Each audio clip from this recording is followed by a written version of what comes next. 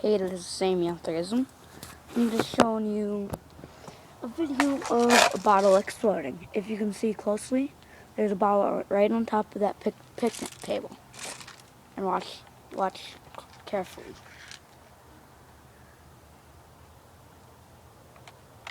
Oh crap, safety. Forgot about that. Yay.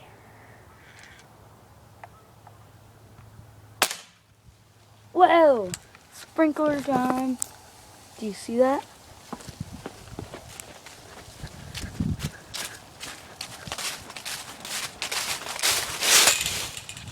It's sprinkled everywhere.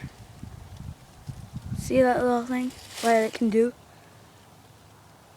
Yeah, and just so I know, this was beer. My brother's beer. And it sucked. It's pretty cool how you see it went right through.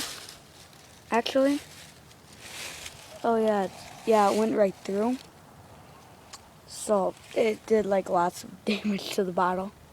So the beer is like nearly gone away.